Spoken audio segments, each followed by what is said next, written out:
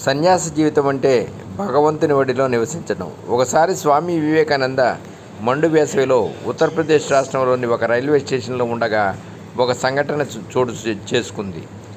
వివేకానందుడు సన్యసించారు కనుక వారికి భగవత్ ప్రసాదంగా లభించినదే భుజిస్తుండేవారు. భిక్షగా ముడి సామాన్లు లభిస్తే వండుకొని భుజించేవారు లేదా భిక్షాటన చేస్తుండేవారు. వివేకానందుడికి ఒకరోజు తినడానికి ఏమీ దొరకలేదు. ఆయన వద్ద చిల్లిగవ్వ కూడా లేదు. ఆకలి బడలికలతో ఆహార్తితో నేలపై కూర్చొని ఉన్న స్వామీజీని గమనించి ఒక ధనవంతుడు చులకనగా మాట్లాడనారంభించాడు.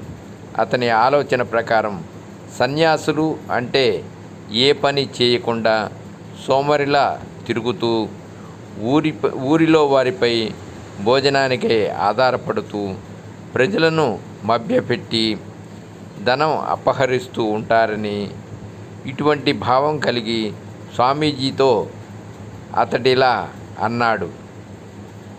ఓ స్వామి, చూడు నేనెంత మంచి భోజనం చేస్తున్నాను.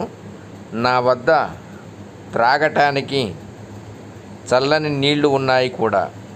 నేను డబ్బులు సంపాదిస్తాను కాబట్టి నాకు మంచి వంటకాలు వగైరాలు అన్నీ సమకూరాయి. ఇటువంటి భోజనం నువ్వు కనీసం కలలో అయినా పొందగలవా? ఏ సంపాదన లేకుండా దేవుడు అంటూ తిరిగేవాడివి. అందుకే నీకు ఈ బాధలు.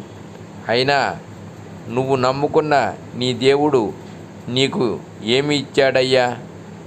ఆకలి బడలిక తప్ప అని తెప్పిపడవటం మొదలుపెట్టాడు. స్వామీజీ ముఖంలోని ఒక్క కండరం కూడా కదలలేదు. విగ్రహంలా కూర్చొని భగవంతుని పాదపద్మాలనే తలుచుకుంటున్నారు. అప్పుడు ఒక అద్భుతం జరిగింది. పక్క ఊరి జమీందారు ఒక వ్యక్తి వెతుక్కుంటూ వచ్చి స్వామీజీ పాదాలపై వాలిపోయాడు. అతను స్వామితో ఇలా అన్నాడు: మీ పాదాలను సేవించి స్పృశించే భాగ్యం కలగటం నా పట్ల శ్రీ రామచంద్రమూర్తి అనుగ్రహం. దయచేసి మీరు ఈ భోజనం స్వీకరించండి అని ప్రాధేయపడ్డాడు. స్వామీజీ, ఎవరు నాయనా నీవు? నేను నిన్ను ఎరుగనే. పొరబడుతున్నట్లున్నావు.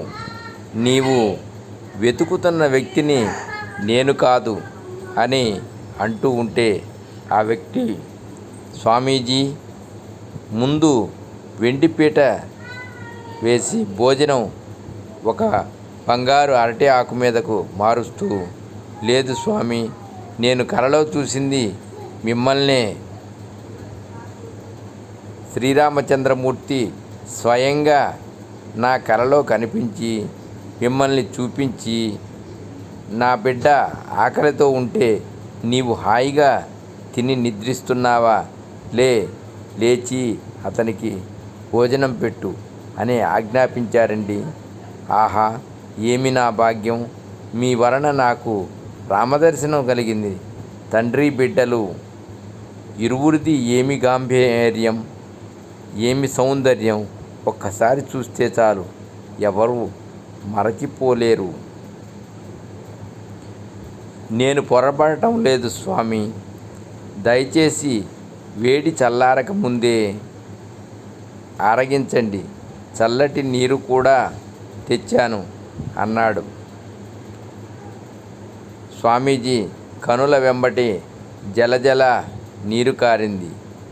ఏ అభయ హస్తమైతే తన జీవితమంతా ఆయనను కాపాడుతూ వస్తుందో అదే అభయహస్తం ఇది.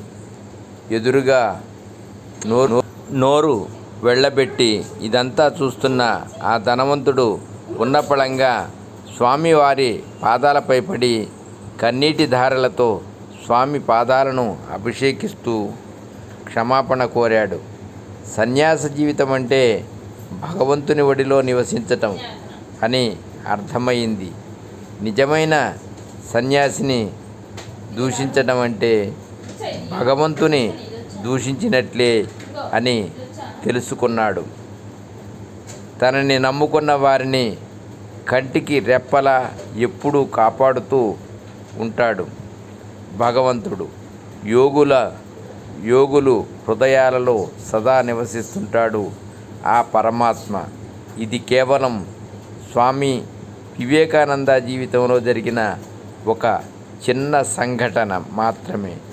ఇంతకు మించినవి ఎంతో ఆశ్చర్యం కలుగజేసేవి, భగవంతుని పట్ల యోగుల పట్ల సడలని విశ్వాసం కలుగజేసేవి మరెన్నో అందరికీ తెలిసేలా మన భారతీయ ధర్మాన్ని వ్యాప్తి చేయాలి. స్వామి వివేకానంద జీవితంలో జరిగిన ఒక అపూర్వ సంఘటన.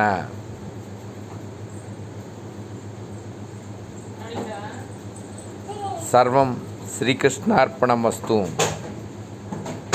సర్వే జనా సుఖినో భవంతు. లోకా సమస్త సుఖినో భవంతు. శుభం భూయాత్. ఓం శాంతి శాంతి శాంతి. ఓం శాంతి శాంతి శాంతి.